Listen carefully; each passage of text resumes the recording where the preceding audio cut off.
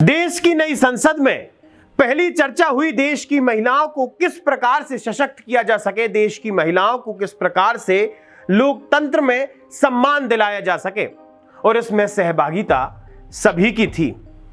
संसद के अंदर लोकसभा में नारी शक्ति वंदन अधिनियम पेश किया गया, जिसको लेकर के सारे लोग उत्साहित थे। सभी लोगों ने अपना अपना समर्थन दिया, साथ ही 454 मतों के साथ इस अधिनियम को आगे बढ़ा दिया गया है। दो व्यक्तियों ने इसका विरोध भी किया है, पहले असदुद्दीन ओवैसी और दूसरे इम्तियाज जलील।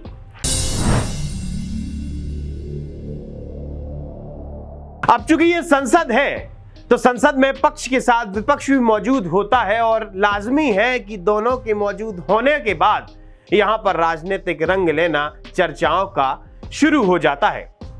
विपक्ष का यह कहना है कि अगर आप इस बिल को अभी लागू नहीं कर रहे तो यह गलत है। बिल लागू करने के पहले परिसीमन की क्या आवश्यकता है? सोनिया गांधी ने कहा है कि तत्काल प्रभाव से महिलाओं के अधिकार दिलाने के लिए इस बिल को जल्द से जल्द लागू किया जाना चाहिए। इसी के साथ ही राहुल गांधी ने यह भी कहा है कि परिसीमन की आवश्यकता क्या है, साथ ही आरक्षण को लेकर भी सरकार को इस बिल के बारे में सोचना चाहिए। तो वहीं सरकार का यह मानना है कि देश की सरकार ने सिर्फ और सिर्फ महिला सशक्तिकरण पर शुरू से काम किया है। इसी के चलते ही यह सबसे सरल माध्यम था जहां पर हम अपने देश की महिलाओं को सशक्त बना सकते हैं।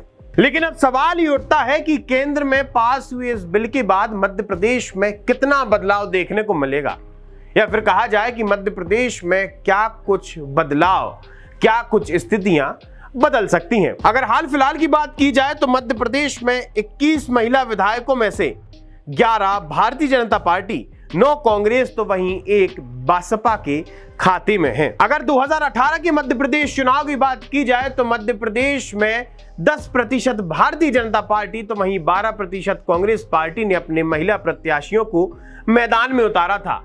और अगर आप आंकड़े सुनेंगे कि मध्य प्रदेश में 48% महिला वोटर हैं, तो आपकी आंखें खुली रह जाएंगी। इस सारे विषय पर राजनीतिक विशेषज्ञ का क्या कहना है, जरा ये भी सुनिए। देखिए, मध्य प्रदेश में निश्चित रूप से इससे महिलाओं का मनोबल बढ़ेगा, और राजनीति में उनका जो सम्मान है, खासतौर से कार्यकर्ताओं का, उनका सम्मान भी बढ़ेगा। जन सामान्य पर इस पर कितनी प्रतिक्रिया होगी ये अभी नहीं कहा जा सकता, क्योंकि जन सामान्य पर जो जन हितैषी योजनाएं हैं वो प्रभाव डालेंगी। लेकिन ये जो बिल आया है ये पंचायत स्तर से लोकसभा स्तर तक उन महिलाओं को प्रभावित करने वाला है जो महिलाएं राजनीतिक दलों में हैं। तो मोटे तौर पर उनका स्थान सुरक्षित होगा।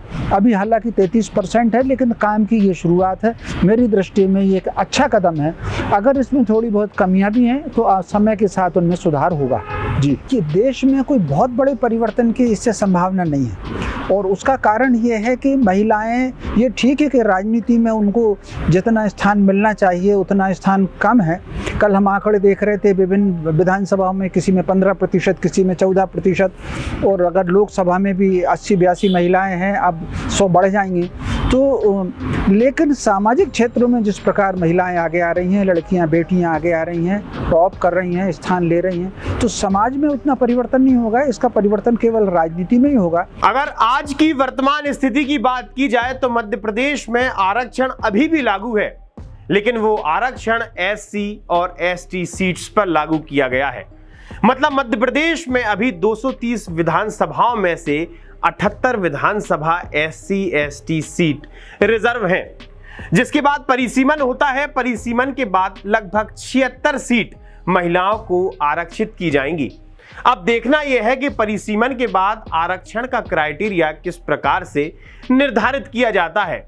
ये पूरा का पूरा काम निर्वाचन आयोग और विधि विशेषज्ञों का रहेगा। इस समय मध्य प्रदेश में 29 लोकसभा सीट हैं। महिला आरक्षण लागू होने के बाद सीधी 10 लोकसभा सीट महिलाओं के लिए रिजर्व हो जाएंगी। मतलब मध्य प्रदेश से 10 महिलाएं लोकसभा में अपनी जगह पक्की करेंगी। अगर मतदाताओं की तरफ देखा जाए तो मध्य प्रदेश में 48% वोटर महिलाएं हैं, जिसके चलते ही आपको नजर आ रहा होगा कि चुनाव नजदीक आते ही अलग अलग राजनीतिक पार्टियां महिलाओं को लुभाने का काम करने लगी हैं। भारतीय जनता पार्टी ने लाडली बहना योजना को शुरू कर दिया है। इसी के साथ ही अब कांग्रेस पार्टी भी सरकार बनने के बाद महिलाओं के खाते में 1500 रुपए जमा कराने की बात कर रही है। भारतीय जनता पार्टी ने गैस सिलेंडर के दाम कम कर दिए हैं, तो वहीं कांग्रेस पार्टी का यह कहना है, दावा है कि अगर उनकी सरकार बनती है तो गैस सिलेंडर का दाम कम करके 500 रुपए कर दिया जाएगा। अब चूंकि महिला वोटर मध्य प्रदेश में भारी संख्या में है, अगर कहा जाए तो सीधा 50% महिला वोटर है। अब देखना यह है कि महिला आरक्षण को लेकर यह नया बिल महिला शक्ति वंदन अधिनियम कितना कारगर होता है और इस बिल से किसे कितना फायदा मिलने वाला है। आप जुड़े रहिए हमारे साथ, देखते रहिए आयुध। आप हमारे चैनल को सब्सक्राइब कर सकते हैं। हम फेसबुक, इंस्टा, यूट्यूब, ट्विटर हर जगह मौजूद हैं। आपका बहुत बहुत धन्यवाद।